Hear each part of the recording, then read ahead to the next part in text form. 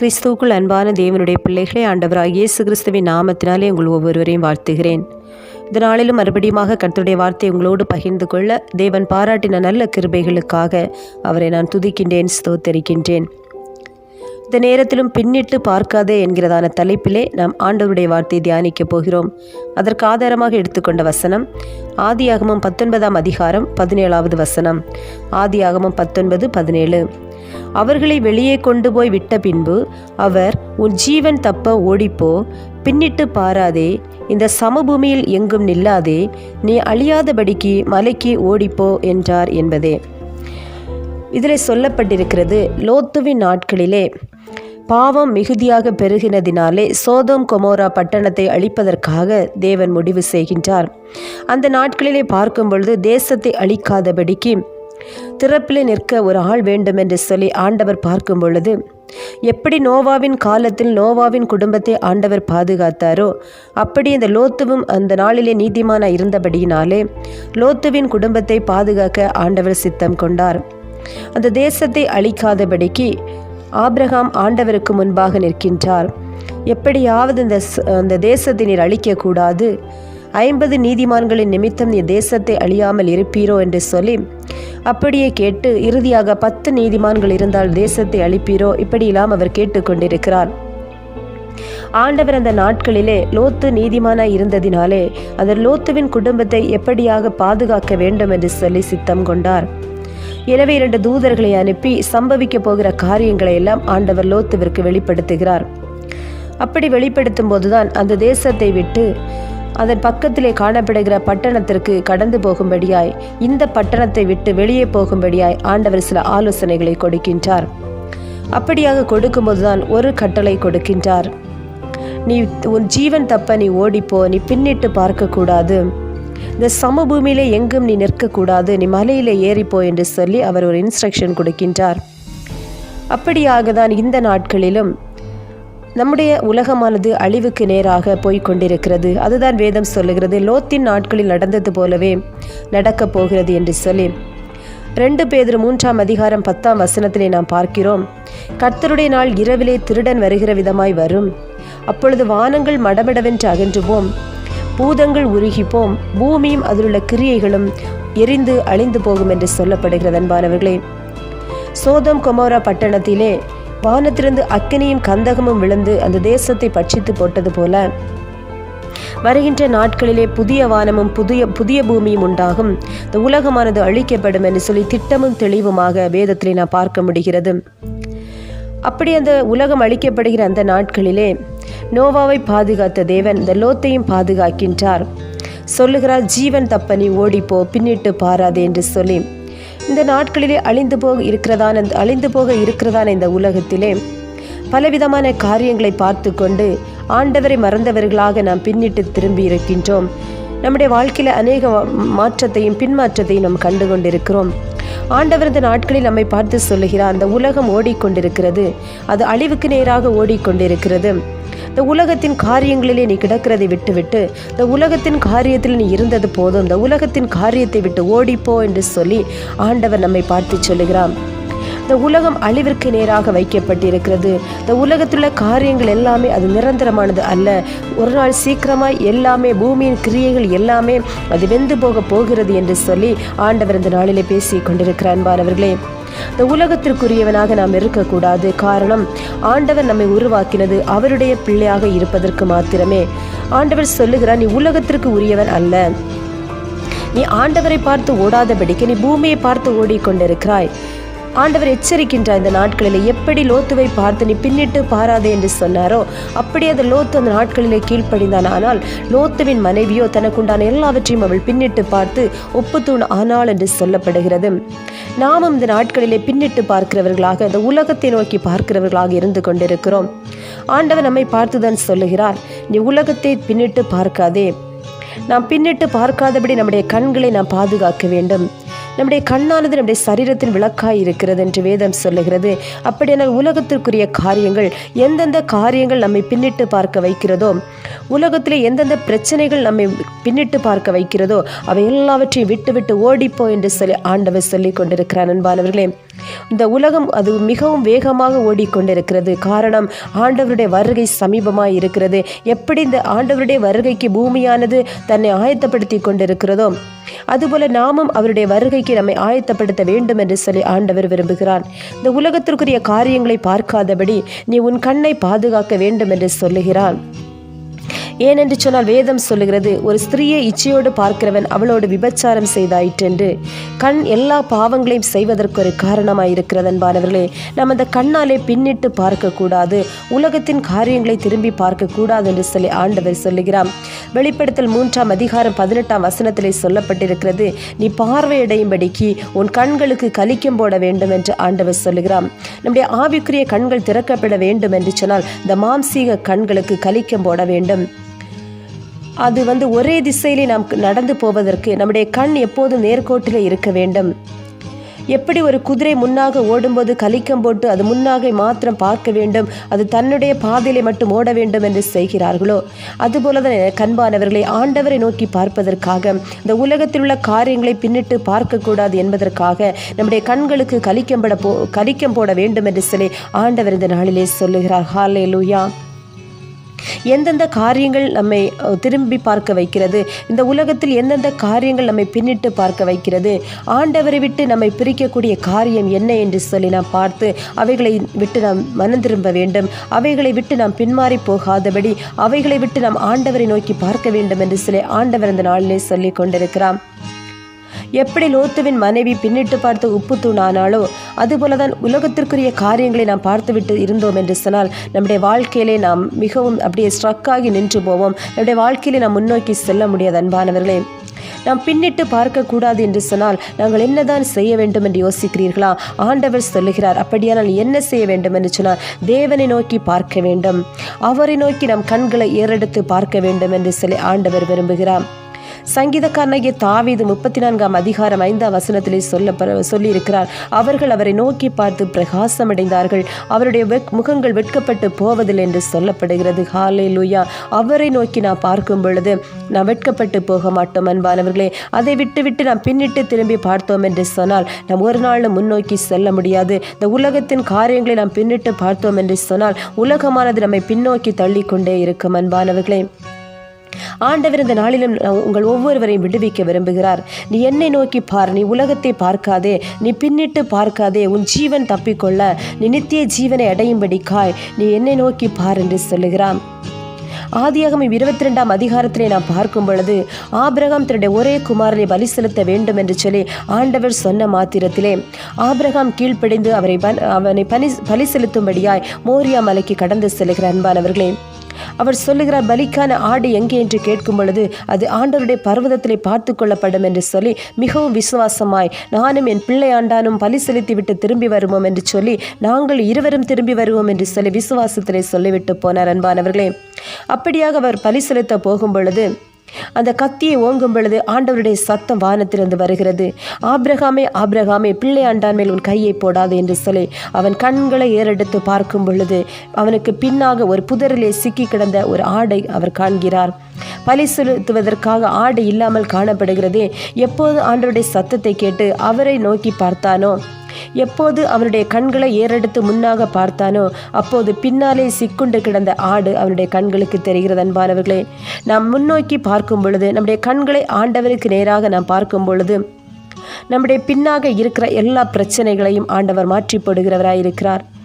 ஒருவேளை நம்முடைய பிரச்சனைகள் ஏதாவது நம்முடைய பின்தொடர்ந்து வந்தது என்று சொன்னால், எப்படி ஒரு புதரிலே பின்னாலே ஆடு சிக்கியிருந்ததை அவன் ஆண்டவரை பார்த்தபோது கண்டு கொண்டானோ, அதுபோல நம்முடைய வாழ்க்கையிலே நமக்கு பின்பாக அநேக பிரச்சனைகள் இருக்கலாம்.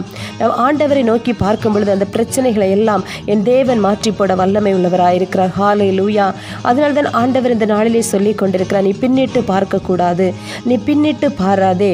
உனக்கு 1000 தேவைகள் இருக்கலாம், நீ உலகத்தை பின்னிட்டு பாராதே, நீ உலக மனிதர்களை பார்க்காதே.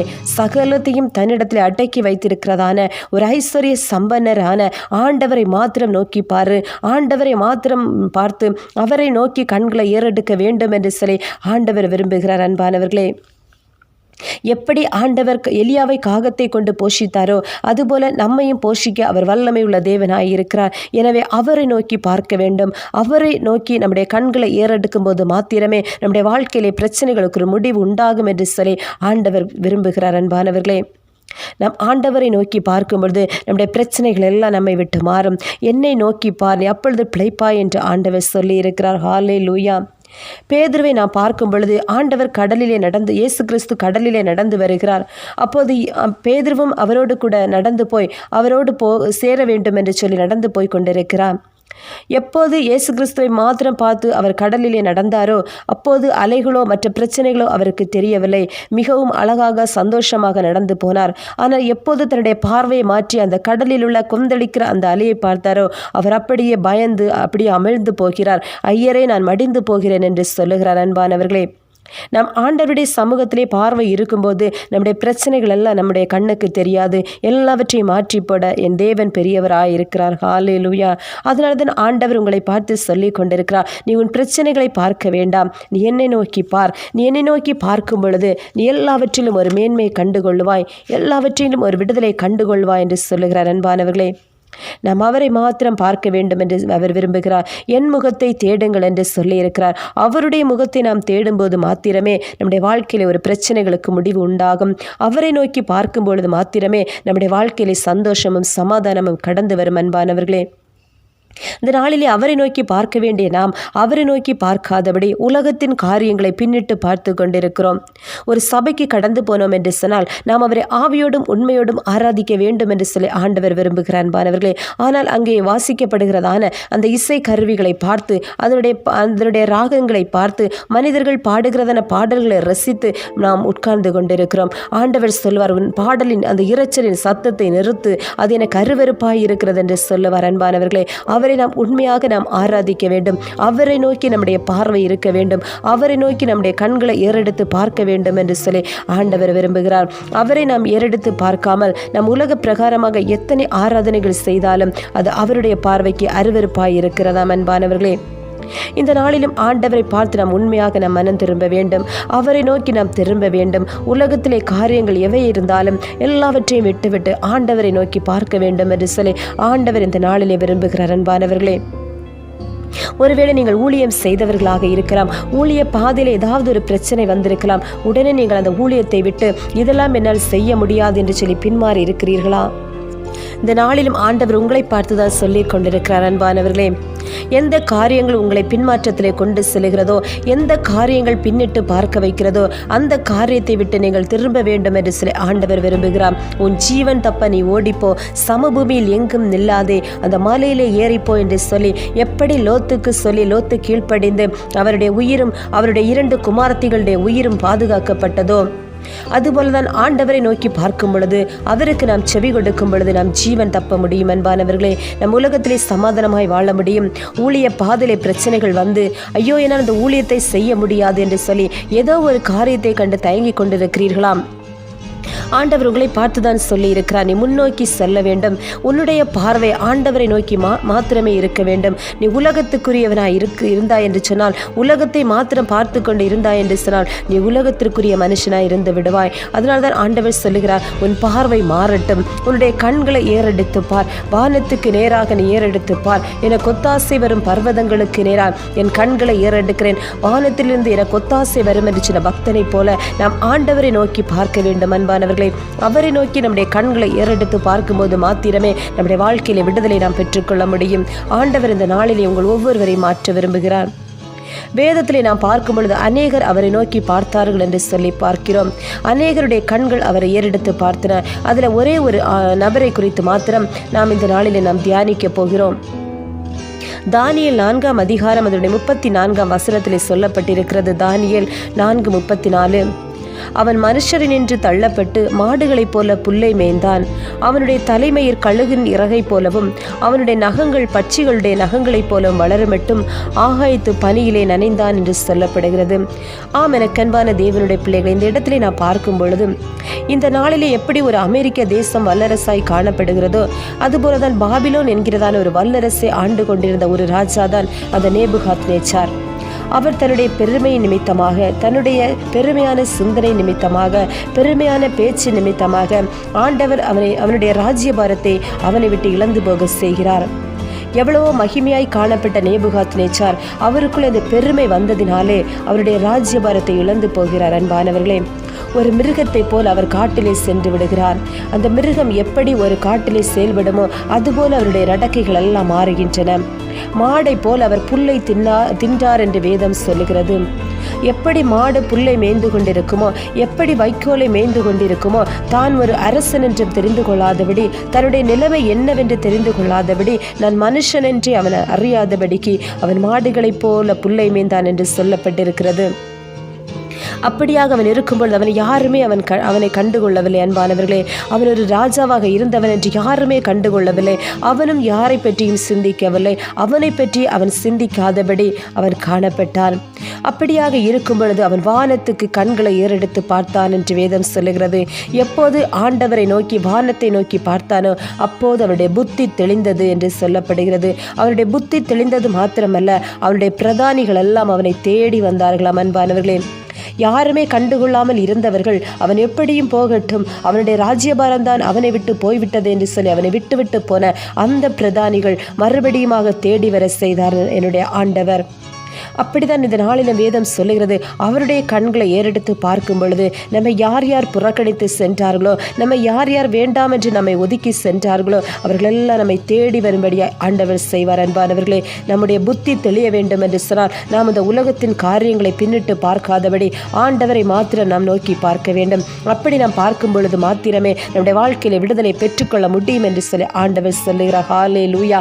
ஒரு மிருகத்தை போல தரையை பார்த்து கொண்டு உலகத்தின் காரியங்களை பார்த்து கொண்டு இருக்கிறீர்களா? உங்களை பார்த்துதான் ஆண்டவர் சொல்லுகிறார். ஆண்டவரை நோக்கி பாருங்கள், அப்பொழுது எல்லா காரியங்களும் அவர் மாற்றத்தை உண்டாக்குவார். அன்பானவர்களே, எப்போது ஏசாயா தீர்க்கதரிசி உயரமும் உன்னதமுமான சிங்காசனத்தில் வீற்றிருக்கிற தேவனுடைய முகத்தை நோக்கி பார்த்தாரோ அப்போதுதான் ஏசாயா பரிசுத்தப்படுத்தப்பட்டார். அதற்கு பிறகுதான் ஆண்டவர் ஒரு கனமான ஊழியத்தை ஏசாயாவுக்கு கொடுக்கிறார். அன்பானவர்களே, அவரை நோக்கி பார்க்கும்போது மாத்திரமே நம்முடைய திட்டங்களை நமக்கு வெளிப்படுத்துவார். அவரை நோக்கி பார்க்கும்போது மாத்திரமே நம்முடைய வாழ்க்கையில் ஒரு விடுதலை கொண்டு வருவார். அவரை நோக்கி பார்க்கும்போது மாத்திரமே நம்முடைய நித்திய ஜீவனை பெற்றுக்கொள்ளும்படி நம்மை தகுதி உள்ளவர்களாய் மாற்றுவார். அன்பானவர்களே, நம் உலகத்தை பார்த்து கொண்டிருந்தோம் என்று சொன்னால், நமக்கு இருக்கிறதான பிரச்சனைகளை நாம் பார்த்து கொண்டிருந்தோம் என்று சொன்னால், உலகத்தின் காரியங்களை பின்னிட்டு பார்த்து கொண்டிருந்தோமானால் லோத்தின் மனைவியை போல பரிதாபமாக நம் உப்பு துணாய் தான் மாற வேண்டும். அன்பானவர்களே, லோத்துவை போல அவருடைய வார்த்தைக்கு கீழ்ப்படிந்து நாம் இருந்தோம் என்று சொன்னால் நம்முடைய வாழ்க்கையிலே அநேக அற்புதங்களையும் அடையாளங்களையும்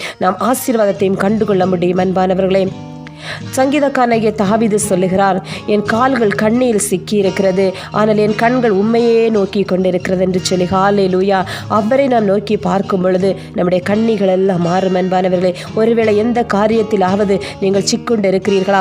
அது பொருளாதார காரியமாக இருக்கலாம், ஊழியத்தின் பாதியாக இருக்கலாம், இல்லை என்று சொன்னால் வேலை பார்க்கிற இடங்களாக இருக்கலாம். ஏதாவது ஒரு இடத்திலே உங்கள் கால்கள் கண்ணீரை சிக்கினது போல இருக்கிறதா? நீங்கள் ஆண்டவரை நோக்கி பாருங்கள். ஐயோ, இந்த கண்ணீரை நான் சிக்கொண்டு கிடக்கிறேனே, என்னால் வெளியே வர முடியவில்லையே. இல்லை என்று சொன்னால் ரகசியமான பாவங்கள் உங்கள் கரங்களிலே இருக்கிறதா? ஐயோ, இந்த பாவத்திலிருந்து என்னால் விடுபட முடியவில்லையே, இந்த பாவத்திலிருந்து நான் விடுபட வேண்டும் என்று சொல்லி வாஞ்சுகிறேன், ஆனால் என்னால் முடியவில்லை என்று சொல்லி அங்கலாய்த்து கொண்டிருக்கிறீர்களா? அன்பானவர்களே, உங்களை பார்த்துதான் ஆண்டவர் சொல்லி கொண்டிருக்கிறார், என்னை நோக்கி பார், நீ என்னை நோக்கி உன் கண்களை ஏறெடுத்து பார், அப்பொழுது பிழைப்பா என்று ஆண்டவர் சொல்லுகிறார். அன்பானவர்களே, உலகத்தின் காரியங்கள் நமக்கு வேண்டாம். இந்த உலகத்தின் காரியங்கள் எல்லாம் அநித்தியமானவைகள். ஆனால் நித்தியமாய் அவரோடு கூட அவருடைய ராஜ்யத்தில் நாம் இருக்க வேண்டும் என்று சொன்னால் இந்த உலகத்தின் காரியங்கள் எல்லாம் விட்டுவிட்டு ஆண்டவரை நோக்கி பார்க்க வேண்டும். அன்பானவர்களே, அவரை நோக்கி பார்த்து ஒருவர் கூட வெட்கப்பட்டதாக வேதத்திலே காணப்படவில்லை.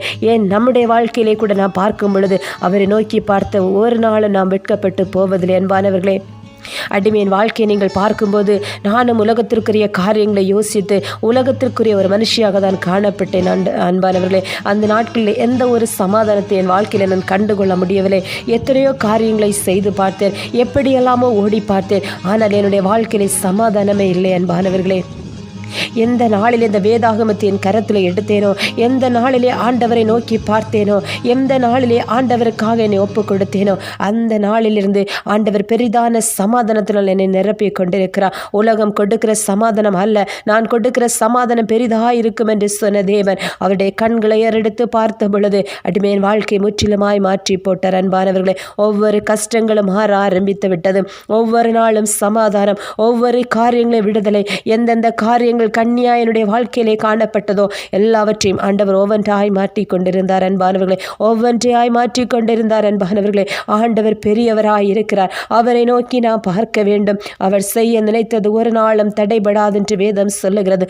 அவரை நோக்கி நாம் பார்த்தோம் என்று சொன்னால் நம்முடைய முகம் பிரகாசமடையும். அன்பானவர்களே, ஆண்டவரை மாத்திரம் நாம் விட்டு விட்டு போய்விடக்கூடாது. ஒரு நாளும் லோத்தின் மனைவியைப் போல நாம் பின்னிட்டு பார்க்கக்கூடாது. உலகத்தின் காரியங்களை நாம் பின்னிட்டு பார்க்கக்கூடாது. ஆண்டவர் சொல்லுகிறார், எப்படி உலகத்தின் காரியங்களை நீ பின்னிட்டு பார்த்து கொண்டிருந்தாலும் அவரை நோக்கி பார்க்காமல் இருந்தால் உன்னுடைய வாழ்க்கையில் நீ ஒரு நாள் விடுதலை கண்டுகொள்ள முடியாது என்று சொல்லி, எந்த காரியங்கள் உங்களை உலகத்தின் எந்த காரியங்கள் உங்களை ஆண்டவரை விட்டு பிரிக்கிறது போல காணப்படுகிறதோ அந்த காரியத்தை விட்டு முற்றிலுமாய் நீங்கள் திரும்ப வேண்டும். அது உங்கள் பின்னாலே இருக்கட்டும், அது ஆண்டவர் பார்த்து கொள்வார். நீங்கள் மாத்திரம் ஆண்டவரை நோக்கி பாருங்கள், அப்பொழுது நீங்கள் பிழைப்பீர்கள். அன்பானவர்களே, இந்த நேரத்திலும் ஆண்டவருடைய சமூகத்திலே ஒரு விஷயம் உங்களை ஒப்பு கொடுத்து நீங்கள் செபித்தீர்கள் என்று சொன்னால் ஆண்டவர் உங்கள் கண்ணிகளை எல்லாம் நீங்களாக்கி இந்த உலகத்திற்குரிய காரியங்களிலிருந்து உங்களை மீட்டுக்கொள்வார். அன்பானவர்களே, ஆண்டவர் உங்கள் வாழ்க்கையிலே வரும்போது மாத்திரமே எல்லா காரியங்களும் செழிப்பாய் மாறும். நாம் ஒரு விசை நாம் ஆண்டவரை நோக்கி பார்ப்போமா? மேகமே, மகிமையின் மேகமே, இந்த நாளிலே இறங்கி வாருமே. மேகமே, மகிமையின் மேகமே, வந்தால் போதுமே எல்லாம் நடக்குமே. மேகமே, மகிமையின் மேகமே, இந்த நாளிலே இறங்கி வாருமே. மேகமே, மகிமையின் மேகமே, வந்தால் போதுமே எல்லாம் நடக்குமே. பரிசுத்தமும் இரக்கமும் மட்டற்ற கிருபையும் உள்ள எங்கள் நல்ல தகப்பனே, ஆண்டவரே, மேகம் போன்ற மகிமையுடைய எங்கள் நல்ல தேவனே, இந்த நாளிலும் நீ எங்கள் வாழ்க்கையிலே வரும் பொழுது எங்கள் வாழ்க்கை முற்றிலுமாய் மாறும் என்று சொல்லி நாங்கள் விசுவாசிக்கிறோம். ஆண்டவரே, உம்மை நோக்கி பார்க்க நீர் சொல்லி இருக்கிறீர். ஆண்டவரே, இப்போது இந்த வார்த்தையை கேட்டுக்கொண்டிருக்கிறதான ஒவ்வொருடைய பிள்ளைகளையும் கரத்திலே கொடுக்கிறேனப்பா. யார் யார் இந்த வார்த்தைகளை கேட்டுக்கொண்டிருக்கிறார்களோ அவருடைய வாழ்க்கையிலே கர்த்தர் பெரிய மாற்றத்தை கொண்டு வருவீராக. இந்த உலகத்தின் காரியங்களை விட்டு மனம் திரும்பட்டும் ஐயா. இந்த உலகத்தின் காரியத்தை பின்னிட்டு பார்ப்பதை விட்டுவிட்டு உம்மை நோக்கி தன்னுடைய கண்களை ஏறெடுத்து பார்த்து உலகத்திலே நித்தியமாய் ஆண்டவரை உம்மோடு கூட அரசாளுகிற உம்மோடு கூட ஜீவிக்கிறதான அந்த நல்ல பாக்கியத்தை பெற்றுக்கொள்ள கர்த்தர் கிருபை பாராட்டுவீராக. இந்த உலகத்திலே அநித்தியமாய் காணப்படுகிற அழிந்து போகிற எல்லா உலக காரியங்களிலும் விழுந்து கிடக்காதபடி எல்லாவற்றையும் உதறி தள்ளிவிட்டு ஆண்டவரை விசுவாசத்தை துவக்கிறவரும் விசுவாசத்தை முடிக்கிறவருமாகிய உம்மை நோக்கி அப்பா அவர்களுக்கு கொடுத்திருக்கிறதான அந்த நிச்சயத்திலிருந்து பொறுமையோட ஓட கடவோம் என்று சொன்ன வேத வசனத்தின்படி ஆண்டவரே அவர்களுக்கு நியமித்திருக்கிற அந்த ஓட்டத்திலே ஒவ்வொருவரும் ஓடத்தக்கதாக கர்த்தர் கிருபை பாராட்டுவீராக என்று சொல்லி ஜெபிக்கிறேன். ஆண்டவரே, யார் யார் அந்த உலக காரியங்களை விட்டு உம்முடைய கண்களை நோக்கி பார்ப்பேன் என்று சொல்லி ஒப்பு கொடுக்கிறார்களோ ஒவ்வொருவரோடும் உடைய கரம் இருக்கட்டும் ஐயா. உடைய கண்களை நோக்கி பார்த்து உம்மை நோக்கி கூப்பிடுகிற யாவருக்கும் என் தேவன் சமீபனாய் இருக்கிறீர், நீ சமீபஸ்தனாய் இருக்கிறீர். ஆண்டவரே, நீர் அவர்களுக்கு சமீபமாயிருந்து அவர்கள் காரியங்கள் எல்லாம் கர்த்தர் மாற்றி போடுகிறீர். அதற்காக ஸ்தோத்திரம். என்னென்ன காரியங்களை தடைகள் இருக்கிறதோ, எந்தெந்த காரியங்களில் கண்ணிகளாக சிக்குண்டு கிடக்கிறார்களோ எல்லாவற்றிலிருந்து கர்த்தர் விடுதலை கொடுப்பீராக என்று சொல்லி ஜெபிக்கிறேன். உம்முடைய ஜனங்களை எழும்ப விடாதபடி, உம்முடைய சமூகத்தை நோக்கி பார்க்க விடாதபடி தடையாக போராடுகிறதான எல்லா சத்துருவின் கிரியைகளையும் இயேசுவின் நாமத்திலே ஜெயம்பட்டுக்கிறேன். ஆண்டவரே, கர்த்தர் ஒருவரே ஆளுகை செய்யும் வழி நடத்தும். இவைகள் எல்லாவற்றையும் இரட்சகர் மீட்பெருமாகிய இயேசுவின் நாமத்திலே ஜெபிக்கிறேன். ஜெபங்களும் ஜீவன் நல்ல பிதாவே. ஆமேன், ஆமேன். கர்த்தர் தாமே உங்கள் ஒவ்வொருவரையும் கேட்ட வார்த்தையின்படி ஆசீர்வதிப்பாராக. God bless you. Amen, amen.